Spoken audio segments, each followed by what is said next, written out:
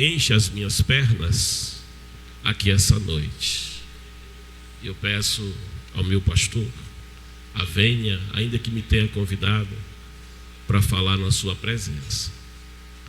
E também a madre igreja, aonde aceitei a Jesus bem cedo na vida, e aonde tenho caminhado e tenho tido o privilégio.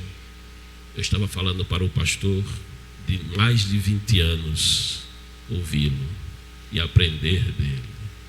E a gente tem que achar muito espaço para colocar tudo quanto o nosso pastor tem nos dado e nos alimentado ao longo do caminho. Oh, glória a Deus, bendito seja Deus. Queridos, agradeço ao nosso pastor a confiança, e eu te convido a palavra do Senhor. Tome comigo o profeta Ezequiel, capítulo de número 37. Tome comigo a palavra do Senhor, livro do profeta Ezequiel, capítulo de número 37. Ezequiel profetizou em um tempo de crise. Ezequiel profetizou em um tempo de exílio. Ezequiel profetizou em um tempo de grande tristeza e de grande necessidade. Tome comigo a palavra do Senhor. Ezequiel, capítulo 37. Se você tem achado, diga amém. Diz a palavra: veio sobre mim a mão do Senhor, e o Senhor me levou em espírito e me pôs no meio de um vale que estava cheio de ossos, e me fez andar ao redor deles, e eis que eram muito numerosos sobre a face do vale, e estavam sequíssimos. E me disse: filho do homem, poderão viver estes ossos? E eu disse: Senhor Jeová, tu sabes. Então me disse: profetiza sobre estes ossos e dize-lhes: ossos secos, ouvi a palavra do Senhor. Assim diz o Senhor Jeová a estes ossos: eis que farei entrar em vós o espírito e vivereis, e porei nervos sobre vós, e farei crescer carne sobre vós, e sobre vós estenderei pele, e porei em vós o espírito e vivereis, e sabereis que eu sou o Senhor. Então profetizei como se me deu ordem, e houve um ruído enquanto eu profetizava, e eis que se fez um reboliço, e os ossos se juntaram, cada osso ao seu osso. E olhei, e eis que vieram nervos sobre eles, e cresceu a carne, e estendeu-se a pele sobre eles por cima, mas não havia neles espírito. E ele me disse: profetiza ao espírito, ó filho do homem, e dize ao espírito: assim diz o Senhor Jeová, vem dos quatro ventos, ó espírito, e assopra sobre estes mortos para que vivam. E profetizei como ele me deu ordem. Então o espírito entrou neles, e viveram, e se puseram em pé um exército grande em extremo. Então me disse: filho do homem, estes ossos são toda a casa de Israel. Eis que dizem: os nossos ossos se secaram, e pereceu a nossa esperança, nós estamos cortados. Portanto profetiza e diz-lhes: assim diz o Senhor Jeová, eis que eu abrirei as vossas sepulturas, e vos farei sair das vossas sepulturas, ó povo meu, e vos trarei a terra de Israel. E sabereis que eu sou o Senhor, quando eu abrir as vossas sepulturas e vos fizer sair das vossas sepulturas, ó povo meu, e porei em vós o meu espírito e vivereis, e porei na vossa terra, e sabereis que eu, o Senhor, disse isso e o fiz, diz o Senhor. Oh, glória a Deus. Amados, a palavra de Deus é fiel e verdadeira. Ela é inspirada pelo Espírito Santo. E tudo quanto esta palavra diz é a verdade de Deus para nós, revelada para nós.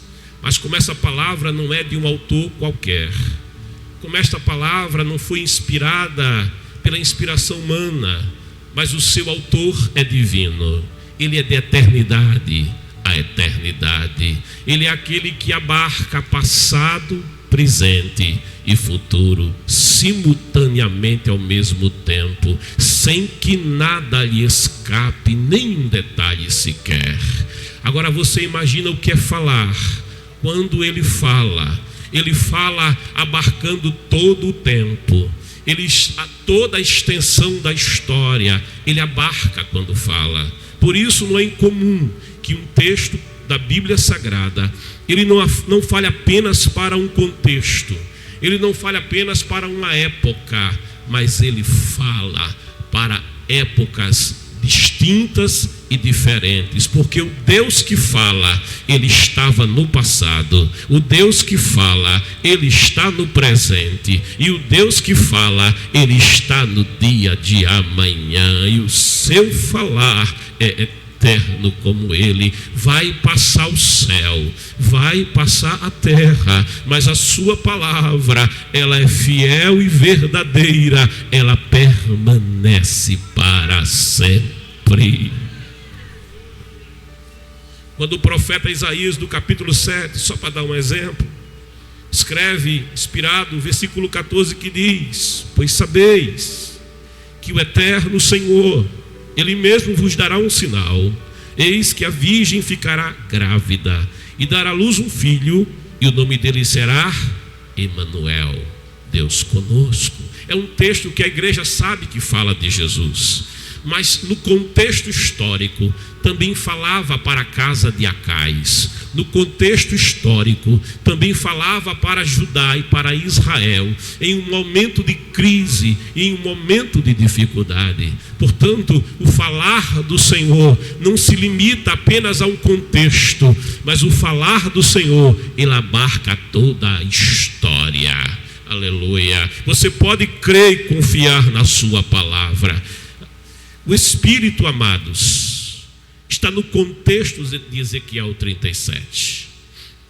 O problema do vale de Ezequiel, ou do vale da morte, como também é conhecido, é que naquele vale não havia vida. E por que não havia vida naquele vale? Porque naquele vale não estava presente o Espírito de Deus. Por isso não havia vida naquele vale. O Espírito de Deus, ele é o autor da vida. A gente louvou aqui essa noite. Nada pode parar o autor da vida. Nele vivemos, nele nos movemos, nele existimos, dele vem o nosso respirar. Oh, glória a Deus, a nossa vida vem dele. Por isso Gênesis vai dizer do Espírito. Lá no princípio criou Deus os céus e a terra. E diz a palavra: e o Espírito de Deus pairava sobre a face das águas, sobre a face do abismo. E eu penso no meu coração que enquanto o Espírito pairava, ele sonhava com as estrelas que ia criar. Enquanto o Espírito de Deus pairava, ele sonhava com as nebulosas que ele chamaria a existência. Ele sonhava com o sete estrelo, ele sonhava com as Pleiades, ele sonhava com o Órion. Deixa eu dizer mais, ele sonhava com esse planeta, com toda a sua singularidade e a sua beleza. Ele sonhava com os mares, com as florestas, mas mais que isso, ele sonhava com você, ele sonhava com você, ele sonhava com você, ele sonhava com você, ele sonhava com você. Nós somos poemia de Deus, escreve o apóstolo Paulo. Este Espírito, ele está na formação do homem. Quando diz o Gênesis 2:7, e modelou o Senhor o homem do pó da terra.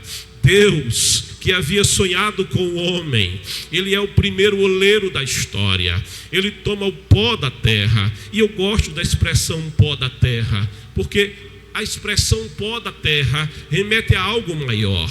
O nosso corpo tem ferro. Entre muitos outros elementos, o nosso corpo tem ferro da cor vermelha para o nosso sangue. Mas eu não sei se você sabe, para poder aparecer ferro no universo, foi preciso que Deus criasse grandes estrelas primordiais e explodisse as grandes estrelas primordiais para poder gerar e produzir o ferro que corre nas tuas veias, o ferro que dá cor ao teu sangue. E eu gosto de imaginar, Bia, que o Todo-Poderoso, para criar a mim e para criar a você, ele explodiu as estrelas por amor de você, para dar vida a você, para dar forma a você, para gerar e produzir o pó da terra. E o Senhor olha para o pó da terra, é pó, mas para Deus não é pó. Para Deus é uma obra-prima, para Deus é uma obra de arte. E como oleiro, ele disse: eu vou tomar o pó da terra e vou fazer um vaso conforme a minha vontade, conforme o meu querer, conforme a minha beleza, a minha harmonia e a minha sabedoria. E esse vaso vai ser especial. Deus toma do pó e coloca nas rodas. E ao modelar este vaso, que vaso de rara beleza era este vaso, que vaso singular que era este vaso. Mas ainda que o vaso tivesse beleza, ainda que o vaso tivesse estatura, ele não tinha vida. Tinha beleza, tinha aparência, mas não tinha vida. Aí o Senhor olha para aquele vaso e diz: eu vou colocar vida nele, eu vou colocar a minha vida nele. E o próprio Senhor sopra do Espírito de Deus naquele vaso. E o Gênesis vai declarar: e o homem foi feito alma vivente. Tem vida aí? Deixa eu perguntar para você: tem vida aí, igreja? Tem vida aí? A vida aí em você? Todo aquele que tem fôlego, diz a palavra, louve, glorifique, adore, enalteça ao Senhor, porque diz o salmista: os mortos não podem adorar. Na sepultura eu não vou poder adorar. Então você que vive e respira, aproveita o tempo do culto, que é pouquinho. Levanta a tua mão e dá o teu melhor glória, e mistura com aleluia, e engrandeça aquele que te formou. O problema do vaso de barro é que o vaso de barro é frágil. E depois que quebra, não tem jeito. Não adianta emendar. Fica danificado, fica quebrado, não tem jeito mais. E aquele vaso que Deus colocou em um lugar perfeito, nem muito quente, nem muito frio, onde nada faltava, onde tinha de tudo, todas as delícias, todos os frutos. Ele não precisava fazer muito esforço. E eu imagino que se lá tivesse pé de manga, ele não ficava esperando muito que o fruto chegasse, não, mas bastava se aproximar. Eu conjecturo, e a manga já aparecia madurinha na mão dele. Eu, glória a Deus, bendito seja Deus. Eu gosto de conjecturar que naquele lugar de delícias, onde tudo tinha para dar certo, aquele vaso, como diz o poeta, na mão do oleiro se quebrou, se despedaçou, caiu, e na sua queda trincou, na sua queda despedaçou-se. E quando esse vaso cai, e quando esse vaso quebra, Deus não desiste dele. O oleiro humano, se quebra um vaso, não tem jeito, ele sabe, tem que virar caco. Fica lá para servir para alguém pisar na beira do caminho. Não tem jeito para recuperar. Mas o nosso Deus não é qualquer oleiro. Ele dá jeito no que não tem jeito. Ele dá jeito no que... Assim diz o Senhor: para mim não há causa perdida. Ele está falando para alguém aqui. Assim diz o Senhor: darei jeito naquilo que não tem jeito, porque eu sou o Senhor neste lugar. Ele não desiste do vaso porque quebrou, mas ele vai até o vaso. Ele não desiste dele, sabe? O profeta Isaías diz que esse vaso passou a ter um problema, ainda que Deus o amasse, ainda que Deus investisse nele, mas esse vaso passou a ter um grande problema. E o profeta Isaías, no capítulo 59, diz duas verdades. A primeira que ele diz é: a mão do Senhor está estendida. Louva a Deus por isso. A mão dele está... Levanta a tua mão assim, toca na mão de Deus, porque está estendida sobre este lugar. A segunda verdade que ele diz é que ainda que a mão de Deus estivesse estendida para abençoar aquele vaso, a palavra diz: mas os vossos pecados, mas as vossas iniquidades fazem, diga comigo, barreira. Diga assim: separação ou glória entre o vaso e o Criador do vaso. Na leitura oficial, nosso pastor trouxe essa verdade naquela leitura. O vaso, ele estava com um problema, ele estava separado, porque o pecado cria barreira entre o pecador e Deus. O apóstolo Paulo, na catedral das suas cartas, carta aos Romanos 6, 23, texto que vocês conhecem: porque o salário do pecado é a morte. O pecado leva à morte. Ele estava, sabe, um morto-vivo, porque ainda que ele tivesse vida biológica, a vida biológica não é tudo. Ele não tinha vida no espírito, ele não tinha vida espiritual. Ele tinha vida, mas era uma vida rasa. Ele tinha vida, mas era uma vida limitada. Nunca foi esse o sonho de Deus para aquele vaso. Não, o sonho de Deus é que aquele vaso tivesse vida, e vida em abundância. É que aquele vaso tivesse vida, e vida que não se extingue. Ele tivesse vida e vida eterna.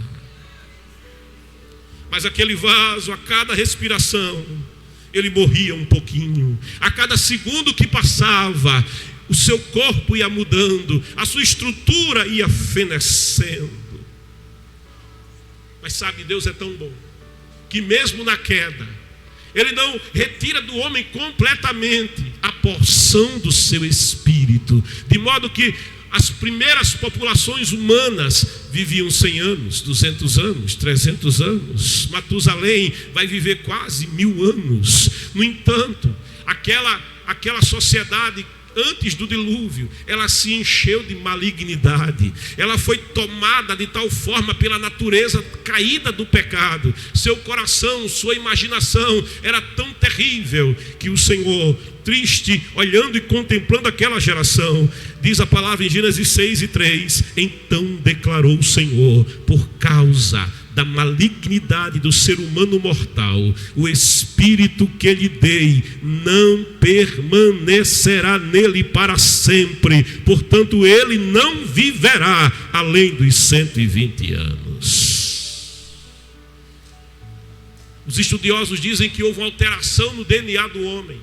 Os biólogos dizem que nós éramos capazes de produzir vitamina C, e todo organismo que produz vitamina C vive quase que indefinidamente. E os biólogos estudam isso e chegaram a uma conclusão dizendo: no passado o DNA do homem já produziu a vitamina C, mas algo que eles não explicam aconteceu, e o homem parou de produzi-la por si mesmo. Ele depende agora de absorver a vitamina C, porque não pode sintetizá-la no seu próprio corpo, de tal forma que uma vez que não produz a vitamina C, ele não consegue viver mais do que 100 anos. As populações passaram a morrer mais cedo. Algo aconteceu, é que o Senhor retirou o seu espírito. É que o Espírito de Deus não consegue convive com o homem pecador, é que o Espírito de Deus é santo. Quem crê que Ele é santo? Ele é santo, Ele é incontaminável, Ele não se contamina com a iniquidade, Ele não se contamina com o pecado, ainda que ame o pecador. Sansão era amado de Deus, mas o Espírito de Deus vai tolerar Sansão até certo ponto, e até certo ponto ele perde o Espírito, e ele pensa que ainda tinha o Espírito, e com tristeza a gente lê aquela parte que diz: e não sabia ele que o Espírito do Senhor se tinha retirado dele. Ele já não tinha mais a porção do Espírito na sua vida. Davi era cheio do Espírito, era segundo o coração de Deus, mas quando pecou, ele vai sentir um vazio. Ele diz: os meus ossos doíam, o meu pecado estava sempre diante de mim. E ele vai escrever um salmo dizendo: tem misericórdia de mim, ó Deus, tem misericórdia de mim, ó Deus, eu sou pecador, eu confesso que eu sou pecador. E Davi não está preocupado com trono, nem com coroa, nem com realeza. Ele está preocupado com uma coisa: não me afaste da tua presença,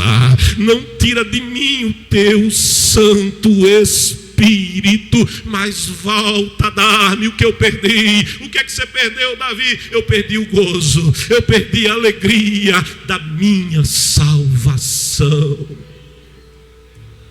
A nação de Israel, porquanto muitas vezes foi infiel, ela também perdeu a comunhão com o Espírito de Deus, ainda que o Senhor houvesse elegido aquela nação para habitar no meio dela. A igreja do Senhor também recebe um alerta na palavra, quando na carta aos Efésios, o apóstolo Paulo escreve, no capítulo 4, versículo 30, não entristeçais o Espírito Santo. Olha para o teu irmão e diz para ele: não entristece o Espírito Santo. Fala para ele. 1 Tessalonicenses 5,19 diz: não apagueis o fulgor do Espírito Santo de Deus. Quando o homem cai, era muito raro alguém ter porção do Espírito Santo, senão para um propósito especial. Moisés é uma dessas pessoas a quem Deus tinha um propósito específico com Moisés, e em Moisés estava o Espírito Santo de Deus. E o curioso é que se escreve de Moisés um ex-assassino, é que se escreve de Moisés alguém que com um tabefe matou, sabe, alguém que fugiu da justiça. Mas é dito que desse Moisés, quando o Espírito vem sobre ele, quando ele tem um encontro com o Espírito de Deus, quando ele lhe ouve a voz e passa a lhe obedecer, é dito: não havia varão manso como Moisés na terra. Ele era o mais manso da terra, porque ele tinha a influência do Espírito de Deus. Mas cuidar de 2 milhões de vidas em um deserto não é fácil, liderar não é fácil, sabe, não falta quem olhe para quem lidera, não falta quem reclame de quem lidera, de a quem aponte o dedo para quem lidera, não falta pedrada, não. Poucos chegam para ajudar, poucos são como Arão, que vão pegando os braços, não querem o cajado de Arão, mas querem ajudar a sustentar o cajado, segurando no braço, segurando na mão, enquanto Arão enquanto Moisés sustenta o cajado da liderança. E Moisés cansado, mas muito exaurido, ele reclama com Deus. Ele diz: Senhor, fui eu que pari esse povo, Senhor, eu não parei esse povo não, esse povo é teu, Senhor, esse povo não é meu para que eu sofra tudo isso, para levá-los à terra que tu prometestes, onde manda leite e mel. E Deus, que entende a nossa estrutura, deixa eu dizer para você, Deus entende a tua estrutura, Deus entende a tua limitação, Deus entende o teu cansaço, Deus entende o exaurir das tuas forças. Ele entende você, Ele compreende você, Ele sabe que você é pó. Ele olha para Moisés e diz: Moisés, faz o seguinte, eu vou tirar uma porção do Espírito que eu coloquei sobre você, convoca 70, aleluia, e eu vou encher esses 70, eu vou dar a esses 70 uma porção. E diz a palavra em Números 11:25, o Senhor desceu na nuvem, falou a Moisés e tomou do Espírito que pairava sobre Moisés e o colocou sobre as 70 autoridades. Assim que o Espírito veio sobre essas pessoas, profetizaram. porém nunca mais tornaram a fazê-lo. O Espírito vinha, mas a sua plenitude não acontecia. O Espírito vinha, mas ele não morava dentro do vaso, ele ficava pairando sobre o vaso. A comunicação, a interação com o Espírito não era perfeita. Ainda assim, Deus, com o seu Espírito, o colocou sobre reis, o colocou sobre profetas, o colocou sobre Samuel, sobre Saul, sobre Davi, sobre Elias, sobre Eliseu, sobre Ezequiel, sobre os profetas do Antigo Testamento. Davi é ungido por Samuel, e a palavra de Deus diz: então Samuel tomou o vaso do azeite, que é símbolo do Espírito, e o ungiu no meio dos seus irmãos, e desde aquele dia em diante, o Espírito do Senhor se apoderou de Davi. Oh, aleluia! E Davi é mudado, e Davi é transformado em um outro homem, porque o Espírito de Deus opera maravilhas. Artífices como Bezaleel, Aiolabe receberam o Espírito de Deus para fazer projetos, como diria o pastor Genival Bento, para inventar invenções. Aleluia. Músicos receberam o Espírito de Deus e compuseram salmos maravilhosos, melodias maravilhosas, porque o Espírito de Deus pairava sobre eles, porque o Espírito de Deus vinha sobre eles e lhes dava um propósito, e lhes dava uma comissão, e lhes dava uma missão. E você e eu vamos aprendendo aqui que Deus não dá o seu Espírito por dar. Deus dá o seu Espírito com um propósito, com um propósito, com um propósito, com um propósito, com um propósito. Deus dá o seu Espírito para viver um propósito na sua presença.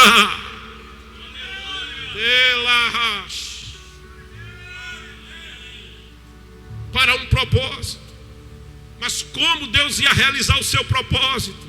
Em um vaso quebrado, em um vaso caído, em um vaso rachado. 830 anos antes do nascimento de Jesus, mais ou menos, Deus toma o profeta Joel e faz uma promessa. Quem crê em promessa aqui, que ele cumpre? Quem crê em promessa aqui? Oh glória, que ele cumpre a promessa e não esquece. Ele faz uma promessa e escreve Joel no capítulo 2, versículo 28: e há de ser que depois derramarei o meu Espírito sobre toda a carne, e vossos filhos e vossas filhas profetizarão, os vossos velhos terão sonhos, e os vossos jovens terão visões. Não importa a idade, Deus tem um propósito para você. E também sobre os servos e sobre as servas, não importa o gênero, Deus tem um propósito para você. Naqueles dias, olha o calendário de Deus: derramarei o meu Espírito. Oh, aleluia! Ele faz uma promessa. O tempo vai passar e alguém começa a guardar essa promessa. A promessa da plenitude do Espírito Santo.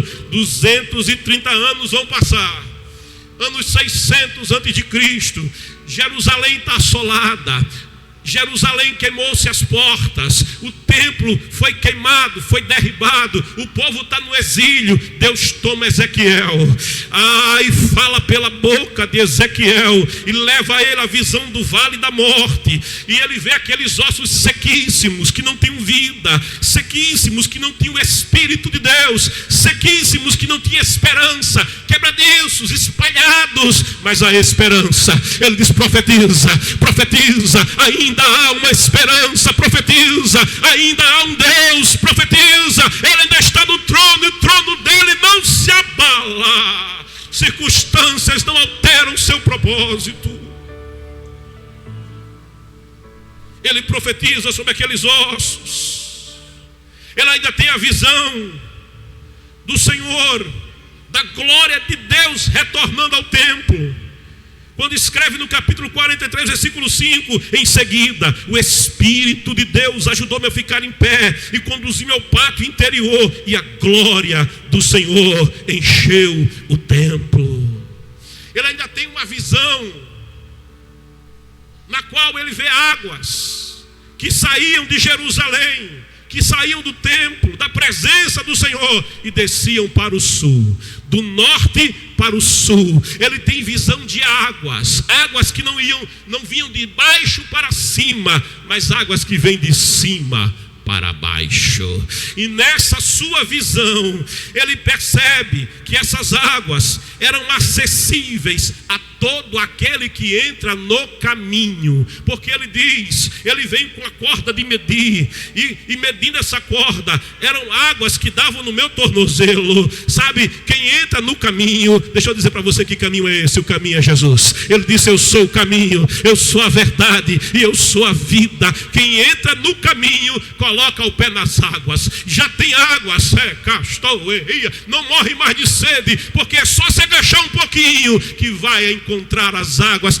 bem perto da fonte, bem perto de você. Mas ele vai dizendo que ele mede mais 1000 côvados, ou seja, 500 metros, e nessa medida ele diz: agora as águas aumentaram, as águas chegaram aqui nos joelhos. Deixa eu dizer uma coisa para você, igreja: orai sem cessar. Quem ora aumenta a profundidade das águas, quem ora aumenta o relacionamento com ele, quem dobra joelhos, as águas começam a se aprofundar na tua vida. Deus tem mais para você. Ele mede outra vez, mais 1000 côvados, mais 500 metros. Ele caminha um pouco mais. Quanto mais você caminha, mais profundidade você tem. Ele caminha um pouco mais, e as águas dão na cintura, aonde fica o cinto da verdade. Mas o que é a verdade? O mundo diz que a verdade é relativa. A minha Bíblia diz: santifica-os na verdade. A tua palavra é a verdade. Quem se envolve com a palavra, quem abre esta palavra, fechada é só um livro, mas aberta, a boca de Deus vai falar contigo. Tem revelação de Deus para o teu coração.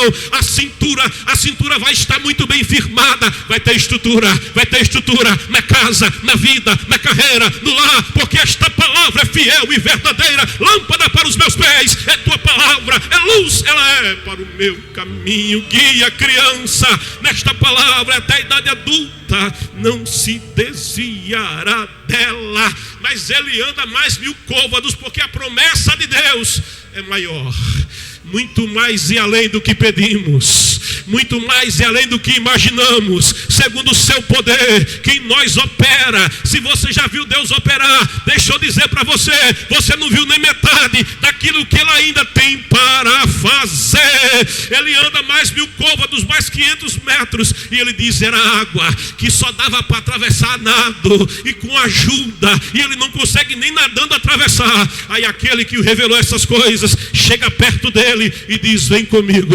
vamos aonde as águas são mais profundas. Me dá tua mão aqui, Jacê. Vem comigo, vem aonde as águas são mais profundas. Aonde as águas são mais profundas, você vai ver o milagre, você vai ver a bênção, você vai conhecer o que é ser cheio, o que é ser pleno, o que é ter revelação do Espírito de Deus na tua vida.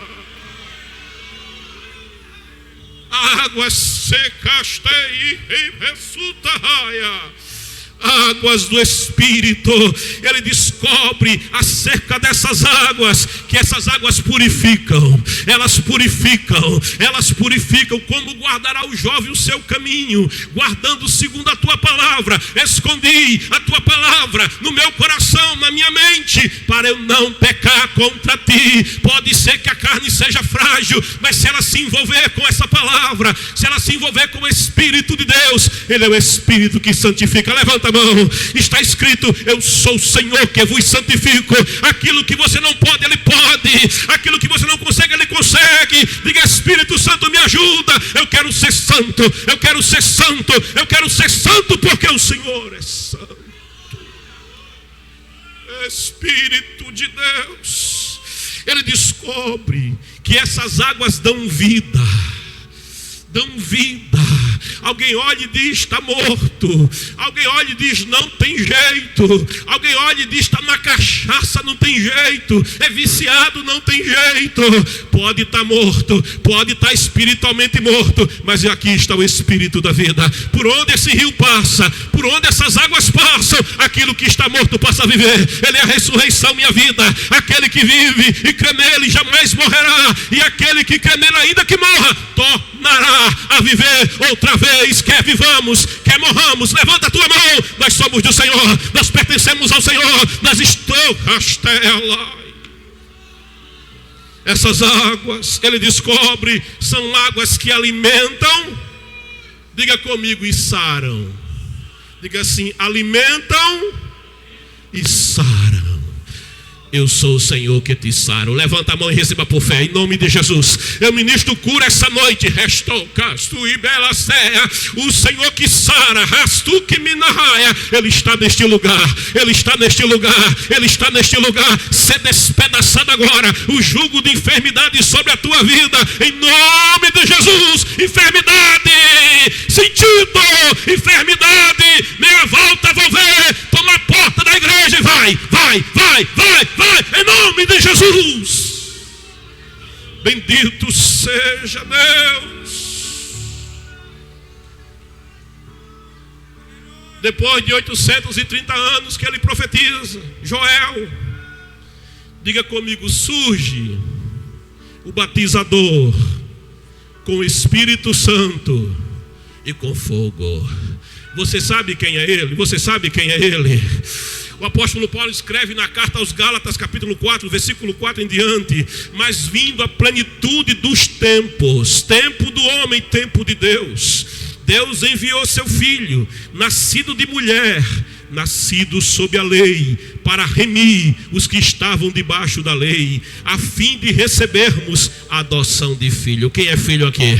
Ele veio para os que eram seus, eles não receberam, mas a todos quantos o receberam, deu-lhes o direito. Você tem o direito de quê, pastor? De ser filho. Quem é filho, levanta a mão e adora o teu pai. Ele está recebendo a tua adoração, e porque sois filhos, Deus enviou aos nossos corações o Espírito do seu Filho, que clama, papai, paizinho, Abba, Pai. Assim que já não é mais servo nem escravo, mas filho. Se és filho, és também herdeiro de Deus. Além do Rio Azul nos espera uma cidade linda.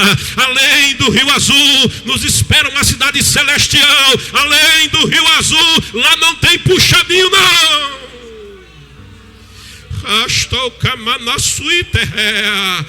Oh, aleluia. Mateus capítulo 3, versículo 11, escreve aos judeus: e eu, é João falando, o Batista, em verdade vos batizo com água para o arrependimento, mas aquele que vem após mim é mais poderoso do que eu, não sou digno de levar as suas sandálias. Ele, levanta a mão, você que não é batizado.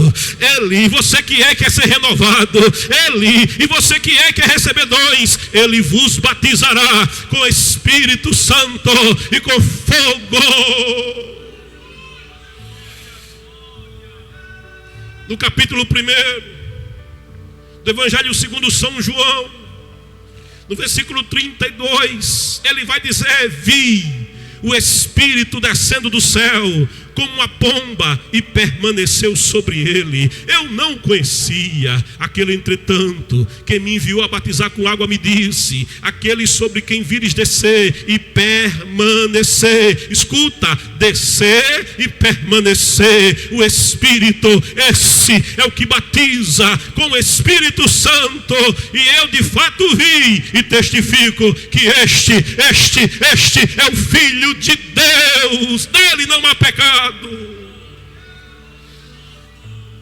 É pleno do Espírito que este Jesus, ele vai enfrentar o adversário das nossas almas, aquele que veio para matar, roubar e destruir. Ele não vai enfrentá-lo em lugar fácil, não vai enfrentá-lo no Éden, lugar de delícias, lugar com muitas águas, com muito fruto, sabe, com muito acolhimento. Ele vai enfrentá-lo no deserto, mas ele é cheio do Espírito. Ele vai pegando a dica, é cheio do Espírito que você prevalece, independente das circunstâncias, independente do território, sabe. E o inimigo das nossas almas se apresenta, faz um apelo à vaidade do poder, dizendo: você não é filho de Deus? Está aqui está com fome, tem pedra aqui, transforma em pão. Ele apelava para a vaidade dele. Ele sabia que ele tinha poder para fazer isso, mas ele era cheio do Espírito. Quem é cheio do Espírito pensa diferente. Ele diz: olha, nem só de pão, quem tem Bíblia aí, nem só de pão, levanta essa Bíblia, nem só de pão viverá o homem, mas de toda, de Gênesis, Apocalipse, de toda palavra que sai da boca de Deus. Ele apela para a vanglória dele, diz: olha, aqui no pináculo do templo, pula, dá um pulinho aqui, você dá um pulinho e vai flutuar. Nada vai acontecer com você. Esse povo, quando te ver, eles vão dobrar joelhos e vão te adorar, e vão te proclamar rei, vão te adorar como Deus. Dá um pulinho aqui, dá um pulinho aqui, dá um pulinho. Aí sabe o que ele diz? Que é cheio do Espírito, pensa diferente. Não tentarás ao Senhor teu Deus.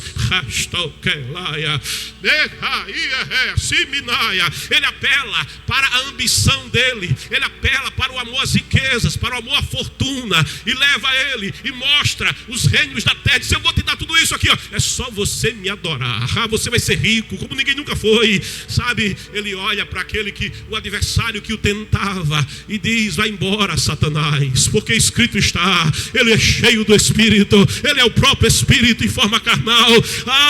Ele é aquele que declara: somente ao Senhor teu Deus adorarás, somente a Ele servirás, somente a Ele prestarás culto. Diga comigo: dele, por Ele, para Ele são todas as coisas, e a minha vida, e a minha adoração, e o meu louvor, e o meu dízimo, e a minha oferta, e o meu serviço na sua presença. Sabe, cheio do Espírito, ele inicia o ministério dele. E ao iniciar esse ministério, ele vai na sua cidade, Nazaré. Ali ele toma o livro do profeta Isaías e ele declara: o Espírito do Senhor está sobre mim, porque me ungiu para pregar o evangelho aos pobres. Ele me enviou para proclamar a liberdade dos aprisionados e a recuperação da vista aos cegos, para restituir a liberdade aos oprimidos e promulgar a época da graça do Senhor. Aleluia. Ele vai dizer naquela cidade: hoje se cumpriu esta palavra. É um escândalo. Olham para ele, ele é só o filho de Maria. Olham para ele, ele é só um galileu, cidadão de Nazaré. Está esquecida Nazaré. Sai alguma coisa boa de Nazaré. Daqui de Rio Largo sai alguma coisa boa. Será que é possível? Olhavam para ele e ele está dizendo que ele é ungido, que ele é o Messias, que ele é o prometido. Ele deve estar louco. E eles tentam tirar-lhe a vida, mas a vida dele é dele. A vida dele ninguém trisca. Ele diz: a vida é minha, sou eu que a dou, tenho poder para dar e poder para tomar de volta. Ninguém tira a minha vida de mim. Não foi Pilatos, não foi o Sinédrio, não foi Anás, não foi Caifás, não, mas o Pai. Foi o Pai que se agradou de moê-lo. Foi o Pai, foi somente o Pai, por amor de você, por amor do vaso quebrado, por amor do vaso rachado, por amor dos ossos sequíssimos que não tinham esperança. É cheio do Espírito que ele começa o seu ministério, e no seu ministério ele prega a palavra, ele chama os discípulos, ele opera milagres, ele declara ser a fonte do Espírito Santo. Ele olha para os sedentos e diz: quem tem sede? Eu quero ver a mão de quem tem sede. Quem é que tem sede? Quem é que tem sede? Vem a mim e beba, porque aquele que beber desta água, nele vai se fazer uma fonte. A fonte vai viver em você, a fonte vai habitar em você, a fonte vai residir em você, a fonte vai romper em você, a fonte vai restaurar você, a fonte vai curar você, vai libertar você, vai transformar você, vai te encher.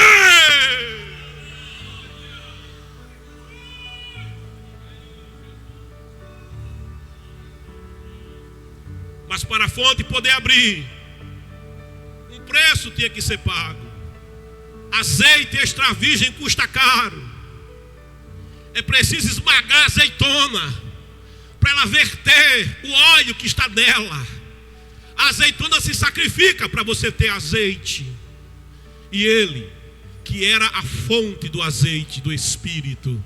Ele vai ao Getsemane e ali ele começa a ser esmagado pelo peso do meu pecado, pelo peso da minha iniquidade, pelo peso da minha queda, pelo peso da queda da humanidade, pelo peso da queda do homem. Sobre ele estavam os nossos pecados, o castigo que nos traz a paz estava sobre ele, e é com este peso que ele tem hematidrose, que ele verte sangue pelos poros. A azeitona começou a ser esmagada, o melhor azeite está sendo produzido, o melhor azeite está sendo gerado naquela madrugada no Getsemane, e toda aquela sexta-feira até as 15 horas ele verterá até a última gota, nem uma gota só ficará na azeitona.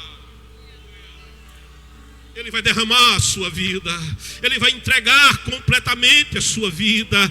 Mas depois que ele ressuscita, depois que ele se levanta outra vez dos mortos, aquele Jesus que no Getsemane suou sangue, que produziu o pão da vida para alimento do homem mortal, que sendo pó e voltando ao pó pela morte, viesse a ser resgatado do pó da morte para a vida eterna. É este que ressurreto vai declarar: e havendo dito isso, assoprou e disse-lhes, levanta a mão por favor. Ele declarou assim: olha, recebei o Espírito Santo, recebei o Espírito Santo, recebei o Espírito Santo, recebei o Espírito Santo, não temporariamente, não sobre você, mas ele vai morar em você, ele vai viver em você, ele vai instalar a fonte em você, romper a fonte em você, transbordar em você. Esta calasteia, elaieia handarabassuminash. Ele diz para os discípulos: ide por todo o mundo, mas é cheios do Espírito com propósito, pregai o Evangelho a toda criatura. Quem crê, é preciso crer, e for batizado será salvo, mas quem não crê será condenado. Levanta a mão se você crê. E estes sinais seguirão os que crerem: em meu nome expulsarão demônios, falarão novas línguas, pegarão nas serpentes, e se beberem alguma coisa mortífera não lhes fará dano algum, e imporão as mãos sobre os enfermos e eles serão curados. Ele é aquele que batiza com Espírito Santo e com fogo, para que vivamos um propósito, para que tenhamos um propósito. Sem esse propósito, a igreja perde o norte. Sem esse propósito, a igreja perde o rumo. Mas o propósito dele é o teu crescimento, igreja. O propósito dele é a salvação da tua casa. O propósito dele é a salvação do teu bairro, é a salvação da tua cidade, é a salvação do teu país, é a salvação em toda a terra. É uma igreja cheia do Espírito Santo. Aqui eu começo a concluir que crescia 120 almas, é a semente que ele planta.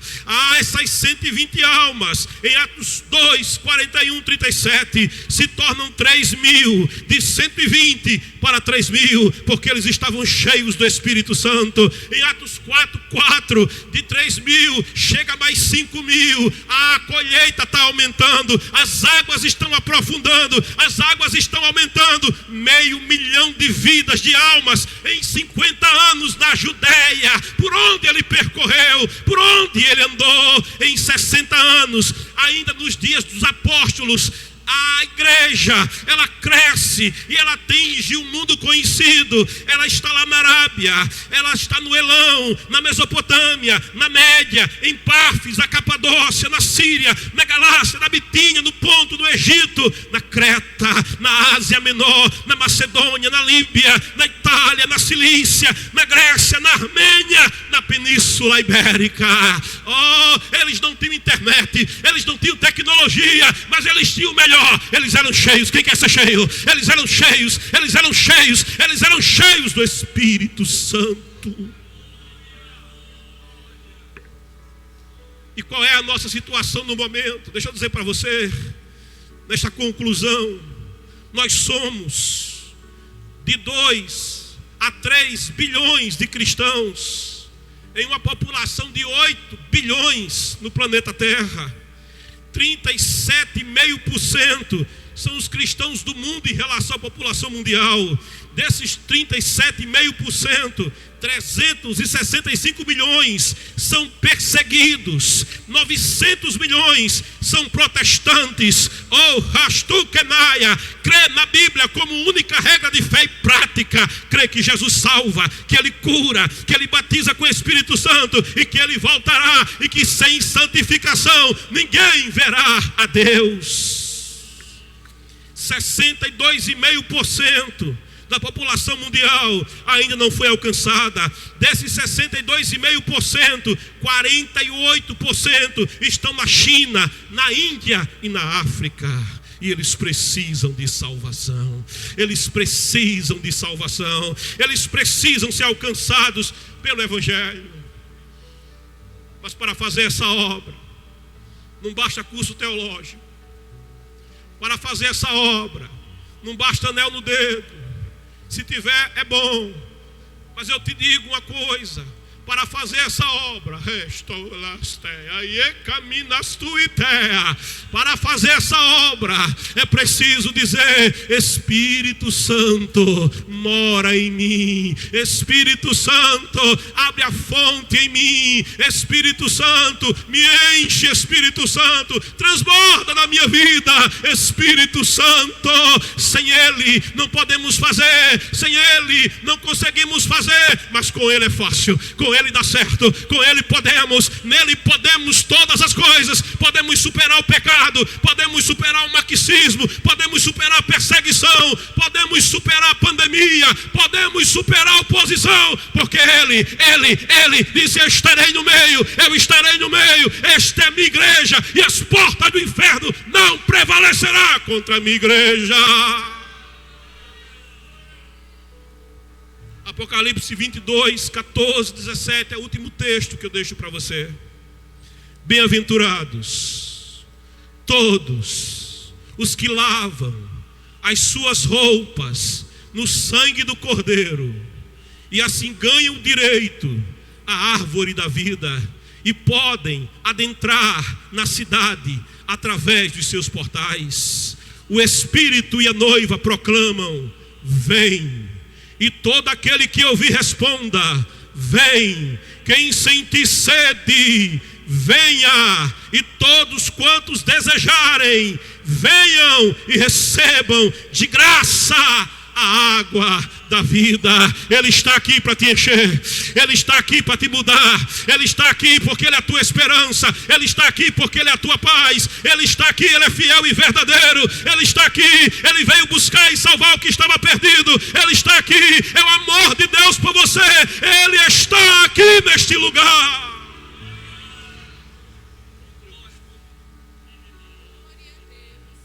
Irmãos, debaixo da permissão do meu pastor, eu quero essa noite fazer um convite para você. Você que veio até este lugar